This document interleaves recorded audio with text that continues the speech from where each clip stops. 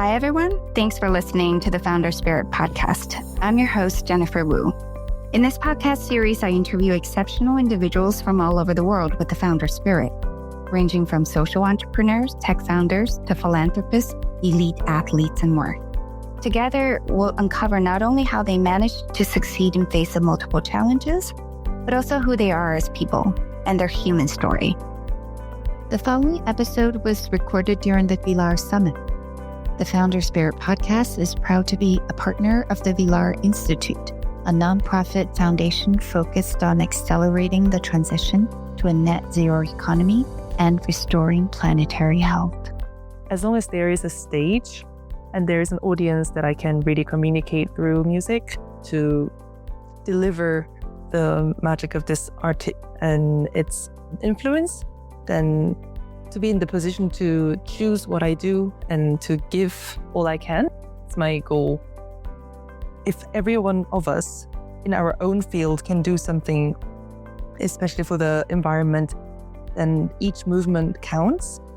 And I found that really touching and very relatable to be here as an artist, and it felt very inspiring. All of us have a role, even though we think we're not so related to each other's fields. Joining us today is the mesmerizing SongHa Choi, one of the most compelling violinists of her generation. A laureate of the prestigious Queen Elizabeth competition, she has garnered international acclaims, including the Yehudi Menuhin International Violin Competition and the Prix Réal at the Verbier Festival. As a soloist, SongHa has collaborated with major orchestras around the world, and her performances has graced renowned stages such as the Berliner Philharmonie and the Royal Festival Hall in London. More than a violinist, SongHa is an artist with a creative personal voice. And believe it or not, she's only 25 years old, and yet she carries the wisdom of someone far beyond her years. Just what inner drive propelled SongHa to international fame so early in her career? Well, let's talk to her and find out. Welcome, SongHa. Welcome to the Founder Spirit podcast. Thank you for joining us today. I'm honored. Growing up in South Korea, what were some of the formative experiences in your life? I was actually born in Germany. I lived there for only a month and a half, and I moved to Korea with my entire family. And I started music because it was kind of a natural thing to do for me. I have two older sisters who are also musicians and who started violin and cello before me. So for me, it was just kind of a curious hobby, but felt very natural to pick up an instrument while my sisters were having lessons. And before picking up the violin, I actually had a lot of different tryouts with different instruments also, because my mom, she had a rule that she would never say no to us for asking to try something new. So I started to play the harp and the piano. Also, I went to origami classes, even yodel academies. Everything that I saw in advertisement or something that I heard about my friends doing, I always asked, oh, can I also do it? And then my mom kind of let me try a lot of things. But I guess violin is the thing that stuck with me since then. So how old were you when you first tried your first violin? I was 7 years old. Okay. Yeah. Which is considered not too early for professional violinists, but I'm glad that I didn't get forced into it, or I didn't have to do it from a very young age. Yeah. A different relationship to it, I think. So it's something that you chose the instrument for yourself. Yes.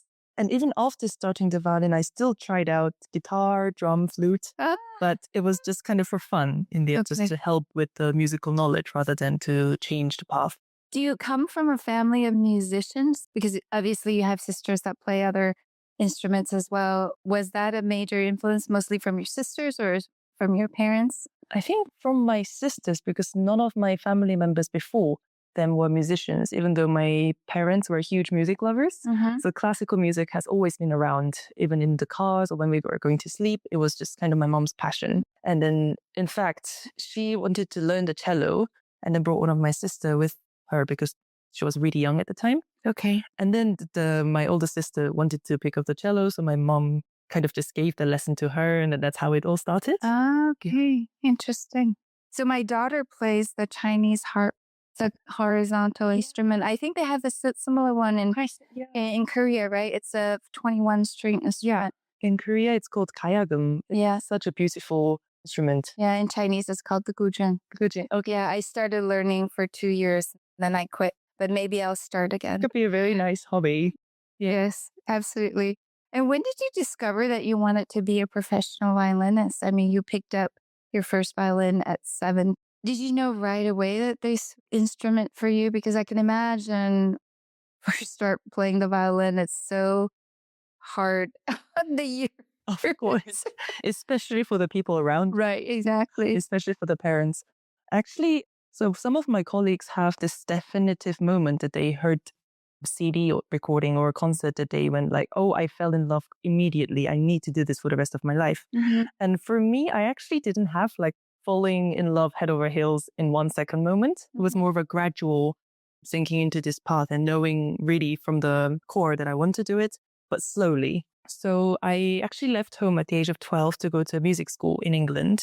And even then, I knew I was going to a specialist music school, but for me, the options were always open. It was more about experiencing different culture, and I was only excited about that.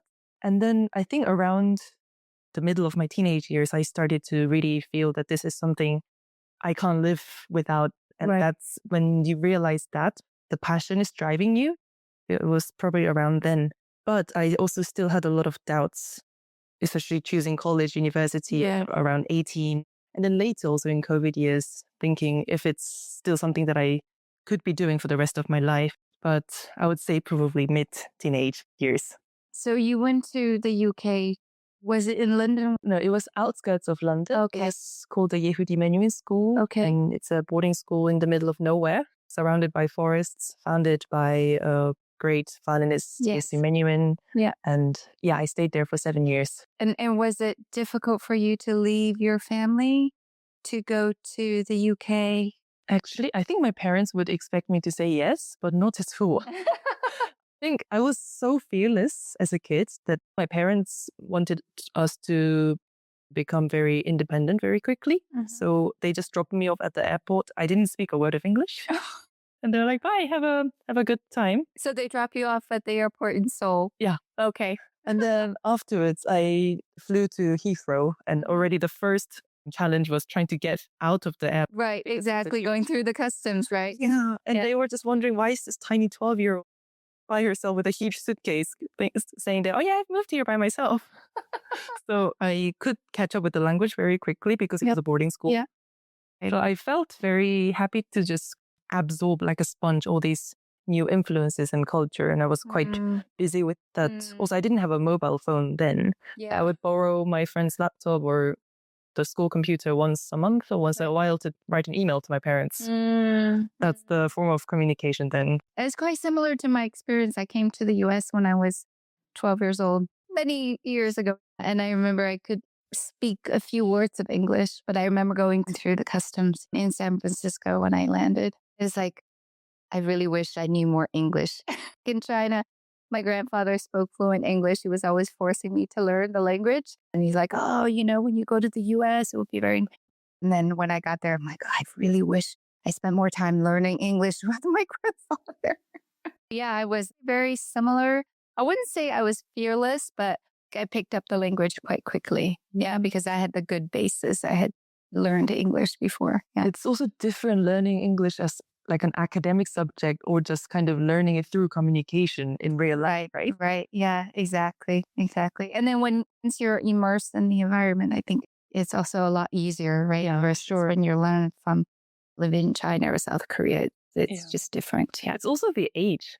Yeah, it's also the age. If someone dropped me off in France right now, I think I would take much longer to learn French. So when you're in the school, it's called Yehudi Menuhin School.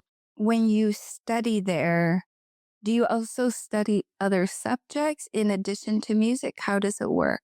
So the ethos of Sahil Dimension was that you get all-rounded education, also for music, but also for life. Okay. So we did all the normal academic subjects this is called GCSEs and A-level, as well as there was a big art room and different kinds of music education. Also, there was improvisations class, orchestra, choir, and composition, theory, history. So you get a schedule, personalized schedule, which starts from 8 o'clock in the morning, ends at 8 p.m. And then there are different subjects, practice hours, lessons, and rehearsals. So each hour is filled. Yeah, filled to the brim. And is it a specialized school for music, or is it a very specialized school just for the violin? It's just for stringed instruments and piano. Oh, okay. The whole school was around 70 pupils when I was there, and it's from age 7 to 19. Okay. So you can imagine how small the classes were compared to the normal schools. Yeah. Oh, wow. So 70 students. So then you had like 10 people per class? If you had a big class. Yeah. It started off with 6. And we were one of the biggest classes with 11 students in my year. Oh, wow. And how do you get picked? What was the process did you have to go through?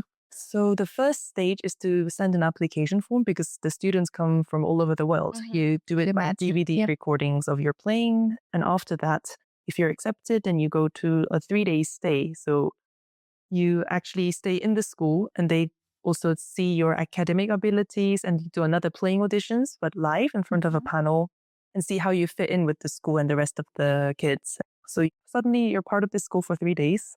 And I like that idea very much, to see that the school chooses you, but also you choose the school to see if it's the right fit, because it's very far away from home. It's a big investment to be there at that young age. And you chose the school, like you had heard about it, or your parents had heard about it? Or yeah, my older sister, also the violinist sister, had come there a couple of years before. And then she left very quickly when I arrived to go to college because of the age difference. But she had heard about it from a friend of hers in Germany in a festival by chance. And then she just did the audition and fell in love with the school and was telling me about it. And the next thing I know, I was asking my parents, can I please go? Can I leave the parents now? So I gained a lot in friends and this kind of relationships to people around me. But of course, there is a regret that my parents never got to really experience me growing up as a teenager. And now we can openly talk about it, but then they were just kind of like hiding, kind of sacrificing their emotions for that. Which Asian parents mostly do. But your sister, they had grown up in Korea though. Also, but they all went to England one by one, but to different school. The cellist one went to a different school. And then she also went to Germany after a year or two. My eldest sister is still in London. So we're all based in Europe, basically, except my parents. So your parents have 3 girls that play string instruments? Yes. In Europe? In Europe. Okay. Yeah. Fascinating. And then so after the school, you ended up going to the Hochschule for music in Berlin. So I moved to Berlin for the teacher in the school. And it's one of the most culturally active city at the moment, also for musicians and the art scene. So it really attracted me immediately to be in Berlin. And since then, it's been nearly 6 years. And you studied under Kolja Blacher. Blacher, yeah. He was the former concertmaster of the Berlin Philharmoniker Orchestra. And he's actually the reason why I could come to Villars for the first time last summer, because there was a music academy. Yes, of course. Yeah. I had participated to have master classes with him. Oh, fantastic. So was that considered your university? Music Hochschule is like a music conservatoire. Did my bachelor's there, finishing master's now. How old are you? I just turned 25. Okay, all right. You're the youngest person I have had. Yiddish. Still to be broken off. Right, yeah, maybe. Maybe next time I'll interview some Vilar fellows. The fellowship starts from 13, right? No, they start 16 to 19. So that like the last 2 years of high school. I see. Okay. Yeah. So you trained in the UK under Professor Lucia Ibraginova, and you trained in Berlin under Professor Kolja Blacher. You know, obviously these people are very different from your professors that you've had in South Korea. I'm sure you had amazing professors as well. But how do you kind of compare the different pedagogy that you received in Korea as a child versus what you experienced here in Europe? Yeah, basically, even though I was very young when I was studying in Korea, I could feel the competitiveness around the peers my age and therefore the perfectionism that the musical society requires there. I mean, I was learning the very basics of the violin and I didn't have so much chance to think about having my own personal color because I was also very young then. So I was just kind of learning how the instrument works, how to make beautiful sound. And then Versus be a lot of squeaky noises. right. And I concentrated on learning a lot of different repertoire quickly so that I can pick up different pieces for different concerts. But then I went to England and there's basically different kinds of schools of violin playing, which the technique and the sound profile is quite different from each other. I had to start learning the violin from scratch about also how to stand, how to hold the violin. Oh, really? This was a big change and I felt quite frustrated as a young kid thinking, why do I have to do this again? I've just done this. But it was so valuable to relearn how to do. It was a Russian school of technique. And my teacher, after being so strict with me for 3-4 years, there was a turning point that she realized that, okay, I've kind of given her the very basics and now it's time to develop her as a person, as a unique artist rather than just a general copy of the school. And then she started letting me have a lot of freedom while giving me advices as a, really big pedagogue in Russia and England. So it felt very free with a big foundation to kind of use as tools. And then I went to Germany, who had another school of playing. Kolja, he had a mix of German and American influences for the school.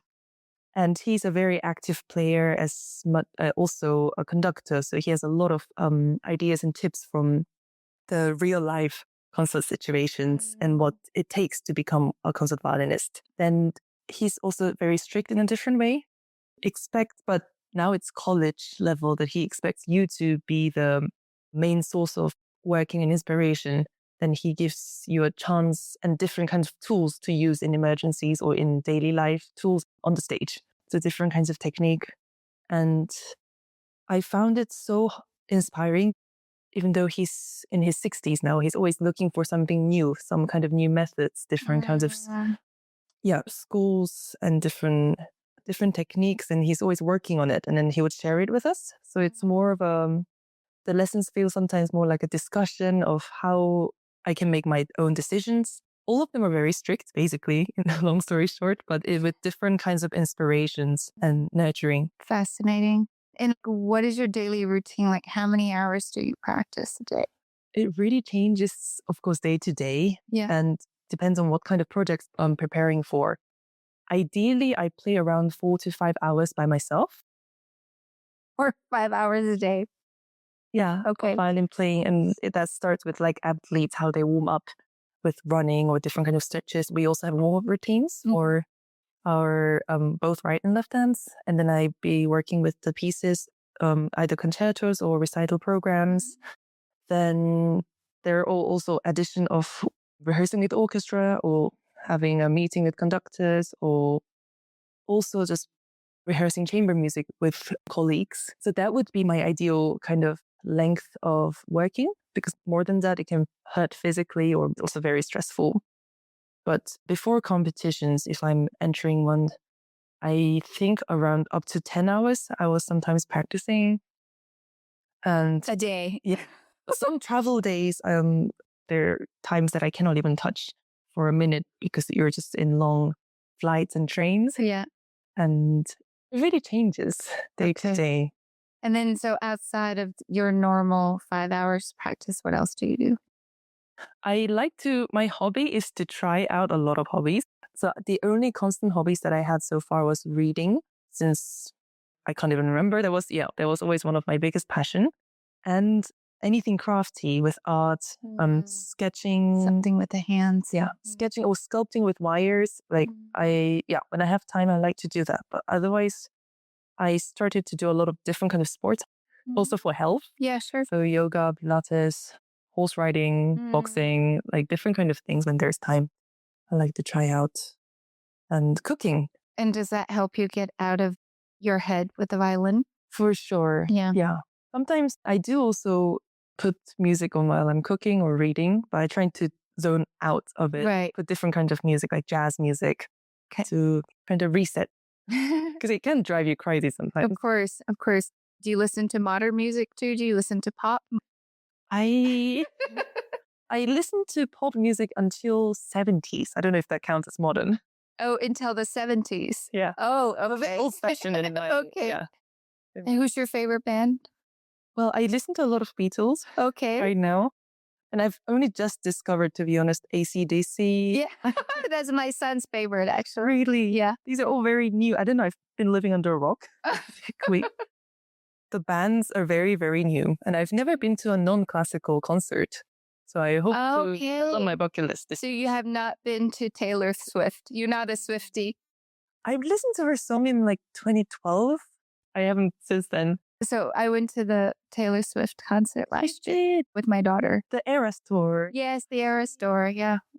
Came to Zurich. She had 2 days. Are you a big fan of her? No, I'm not. But my daughter is. I find her very talented. I'm not very musical per se. I barely play that one instrument.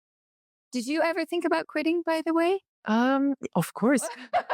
How many times? I mean, I don't say this to many people. Yeah. But of course, there's always doubts of thinking, do I have what it takes to make it? Or is this something I can really see myself doing? Because it's so much sacrifices and so much hard work and so much stress and pressure that thinking, is it going to grow? Is it going to get better? And I had this thought, I think, when I was choosing colleges and universities. Okay. Firstly, because then it was suddenly there was a choice of, do I go to a music college or is there something else I can do? Is it too late to start something? So I had my doubts then.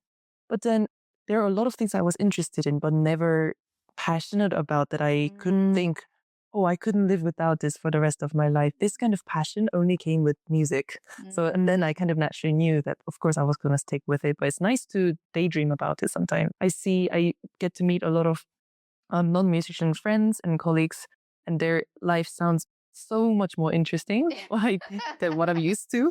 But I get jealous. And No, but maybe they see it the other way around. Both of us, yeah. I feel like the grass is always greener. But does everyone from the Yehudi Minuchin school, do they all go to music school? I would say 90% of the students, but of course there are some people who take different paths after having studied with a musical background. Either they would go into musicology. A lot of people go to Cambridge to read music, but as an academic subject. Or I know a couple of people who started to study psychology, but the majority will go to a music college in Europe or in the States. Interesting. You're obviously so young and you garnered many awards already. But in your mind right now, do you have a goal of where you see yourself 5-10 years from now? Actually, where do you see yourself in 10 years question is like the scariest question for me.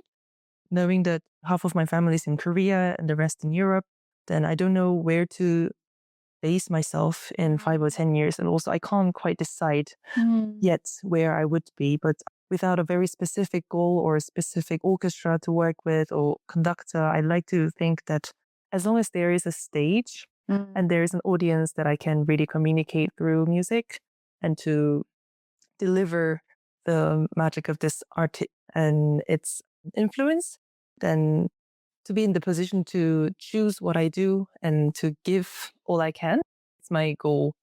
And I hope this attitude doesn't change. That's also one of my goals, because right now, just full of inspirations and energy, I'm always thinking, I could really do this for a long time. And I hope I have the same attitude to bring each stage something very special. Do you think about composing music sometimes? I studied composition for a bit, and I do try to implement composing music into my playing. For example, if I play a classical concerto by Mozart or Beethoven, I like to compose my own cadenzas, which is solo interlude between the orchestral tutti. But I haven't yet composed a full work for violin and piano, but maybe in the future I would love to explore. There hasn't been so much time for sure. Right. Especially when you're practicing 10 hours a day. Do you have a favorite composer, favorite piece of music that you love from time to time? I guess depending on the mood. I was going to say it's also depending on what kind of concerts I have and what kind of works I'm working with. I was always really drawn to the kind of a modern French composers like Debussy, Ravel. And recently I played the Dvorak concerto. So Dvorak's again up on my favorite list. And right now I think it's got to be Beethoven for now. Oh, okay. It might change in a week, but for now it is Beethoven. Your favorite piece? Do you have a favorite My piece? favorite piece. Or favorite pieces? The favorite pieces to listen to are the symphonic works that I don't play. Whatever you want to listen to play, to. I really adore the orchestral works by Ravel. To play, I think I really enjoy playing Shostakovich violin concerto and Prokofiev violin concertos. And they sound very, very different. But those are my favorite works. Great.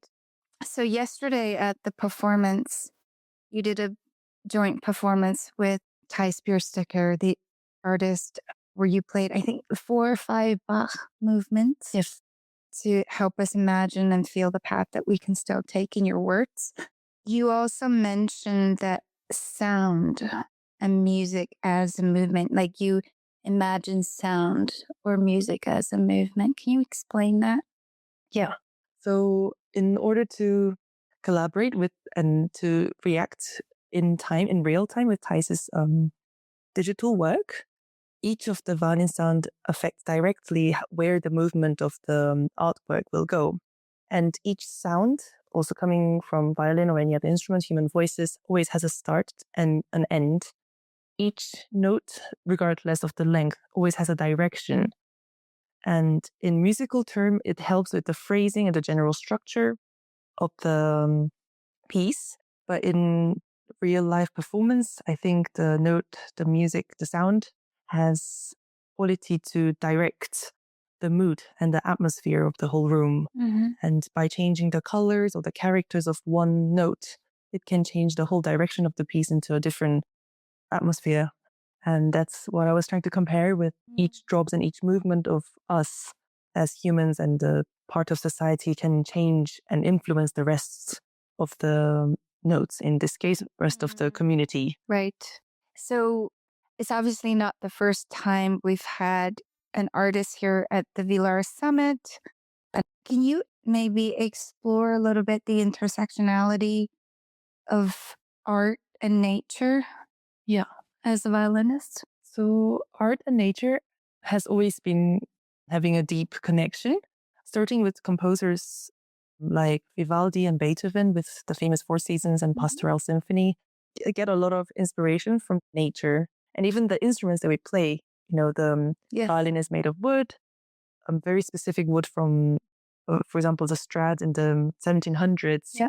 And our bows are made of horse tails. So a lot of materials that we use are borrowed from nature. And composers like to explore the sound of nature, like bird sounds and different kinds of ocean sounds. And so a lot of inspirations were from nature.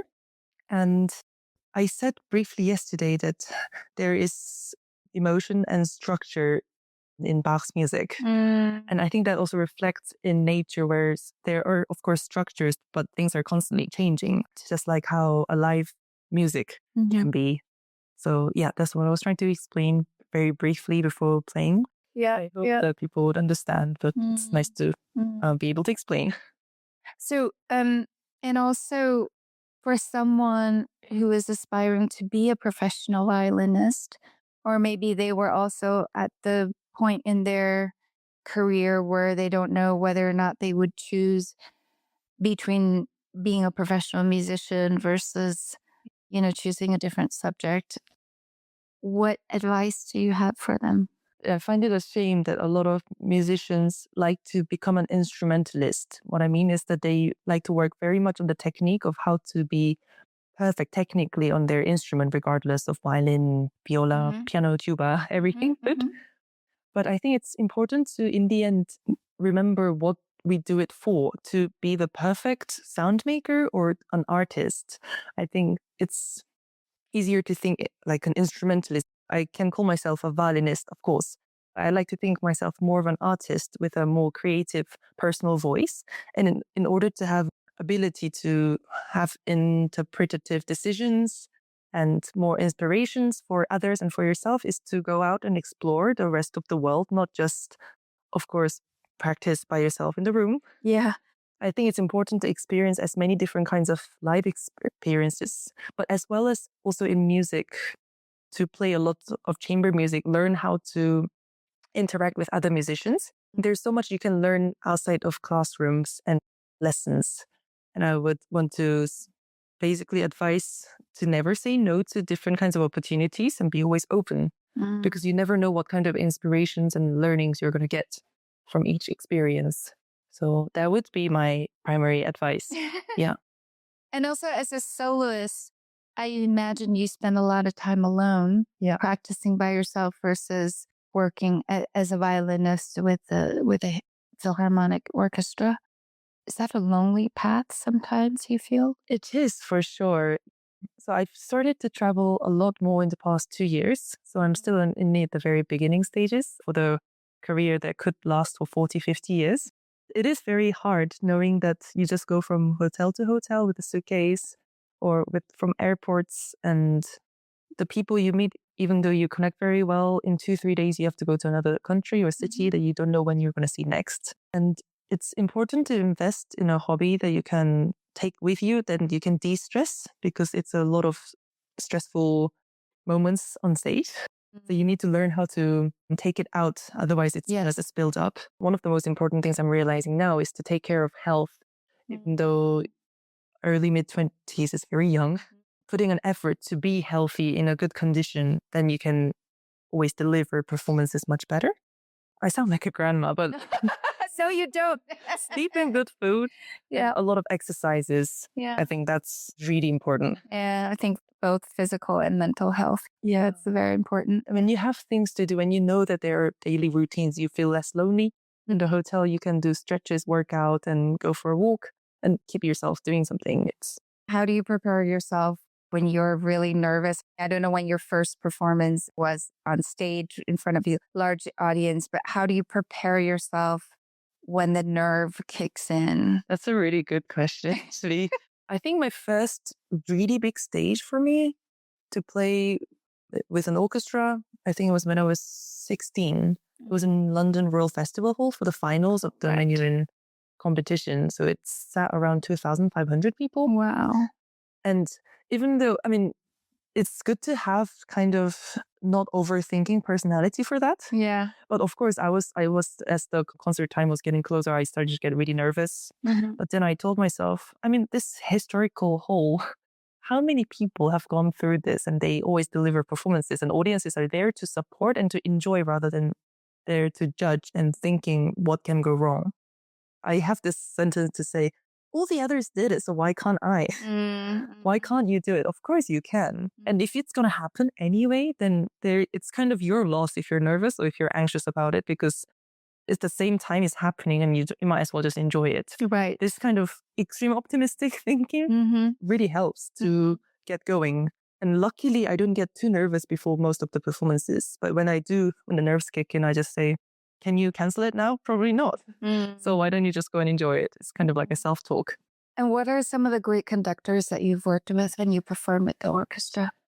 I think the good qualities of conductors come from the unspeakable trust. So you know that if you throw different kind of ideas on stage spontaneously, they have your back and they can always bounce back. And it's just kind of more of a chemistry that you don't need to speak about, but you just kind of get it from each other's musicality. And I've been really lucky with recently Anthony Hermes, who's the director of the Belgian National Orchestra. And he was really invested in really getting to know what my ideas were and just trying to prepare and offer the most comfortable situation for the soloists, and then while responding back with the kind of ideal sound with the whole orchestra. And it was a very positive experience for me before and after. Also a person to click with very easily and just a lovely person. And is there a reason why you decided to be a soloist versus working as part of an orchestra? it was kind of a natural path. I think the competitions that I've been doing, I did it as a challenge for myself or a goal to work for. But those kind of stages are kind of spotlighted on soloist career. So it felt very natural to go and do these concerts also as a reward or for invitations. And I think it suits my personality really well. I like to be creative, but I like the spontaneous moments of it. But when you work with other people, it can't always be that you just kind of act in the ways that you want to in that moment. So when I play chamber music, I try to tone it down, and sometimes in orchestra. But I think to like a sustainable career for me is the solo career, along with, of course, other kinds of music making. But primarily, I think it's the personality thing. So if you were not to do classical music and you were to form a band, what music would you play? Oh, non-classical. I would love to be a jazz saxophonist. Okay. I would love to be that. But actually, normally when I consider, if I'm not doing music, if I'm not doing violin, I would probably like to step out of the music scene and do something else completely different. But if you were to play the saxophone in jazz, you'd have to play with the band. I mean, jazz, I think it's a different kind of... Well, I guess you have a lot more spontaneous moments in jazz. I also like the collaboration in classical music. Okay. But just the most of the repertoire that I like require, different kinds of ideas and mentality, I think. And last couple questions. You had mentioned that you read a lot. What do you read and who's your favorite author? I used to read just the classics. I had a list of books that I wanted to read from classic literature, but I started to then find a genre or an author that I really liked. Recently, it's been James Baldwin. I think I read If Beale Street Could Talk and then just ran to the bookstore and bought the rest of his books and read it that month. And George Orwell, I absolutely adored. I read a lot of it when I was very young in the early teenagers. And I don't think I understood quite well, but for me, it was more of an entertainment of imaginary worlds and something to empathize because it's other people's experience. But to reread these works and really understand the author's background settings and the political ethos in this case, or ideology, is really interesting to reread the works. But at the same time, I still like to take some of the books as entertainment. And recently I read Siskind Perfume, which was grotesque. And I love the eccentric. Yeah. And there's a movie also. Huh? Yeah, I just discovered. I was thinking of watching it on the flight back tomorrow. Very grotesque, yeah. Isn't it like Master and Margarita, this kind of magical realism that I don't fully understand, but I like to get to know more? And some Russian authors. It's mostly British and American authors, I think. Okay. What are some of your upcoming performances later this year? So next week is in Korea, a play with the KBS Symphony Orchestra, which is the Korean Broadcasting Orchestra, Mozart Concerto. And then I fly back immediately. And there's a tour in the Netherlands with the Beethoven Violin Concerto in 8 different cities in April. And another trip to Korea. I play with my sister in the Lotte Concerto, which we've just done a tour in Belgium last week. It's the one that plays the cello. Cello, yeah. Okay. So it will be a continuation of the same program. Yesterday I played 5 movements of Bach, but I will be playing the entire complete partitas of Bach solo violin in the Amare Concert Hall in The Hague later this year. And also different kinds of recital programs coming up. So many different projects to look forward to and to stress about. I'm sure I'm not being to stress about. Do you have a message or a key takeaway from the Villar Summit? I know you've been here since Tuesday, even though you've been practicing a performance. But do you have some takeaways from being here? For sure. I mean, it's so amazing to have these extremely intelligent and amazing people from all over from their fields and to put them together in one place like this. It's already inspiring. But I think yesterday, before we went on stage, there was a talk saying that if every one of us in our own field can do something, especially for the environment, in this case, in the summit, then each movement counts and you don't have to think generally where it goes, but you just do it from your own field and expertise, and that can really build something big in the big picture. And I found that really touching and very relatable to be here as an artist, also with ties to transfer the data as emotions into art. And it felt very inspiring that all of us have a role, even though we think we're not so related to each other's fields. That's really nice and quite meaningful as well. One last question. Do you have a favorite violinist? Most of my favorite violinists are dead. That's okay. I really love David Oistrakh, and of course Jascha Heifetz and Sergei Houdimenuhin. And also it's mostly for their violin playing as well as their life ethos. That's the Houdimenuhin that I admire so much, to bring music to society and give back what you've been receiving. I think I really like that. That's really nice. Yeah. Well, thank you for joining us today, and I wish you the best of luck in the next chapter of your adventure. Thank you so much. Thank you so much for your time. Thank you. Thank you, SongHa. If this podcast has been beneficial or valuable to you, feel free to become a patron and support us on patreon.com. That is patreon.com/thefounderspirit. And as always, you can find us on Apple, Amazon, and Spotify, as well as social media and our website at thefounderspirit.com. The Founder Spirit podcast is a partner of the Vilar Institute, a nonprofit foundation focused on accelerating the transition to a net zero economy and restoring planetary health.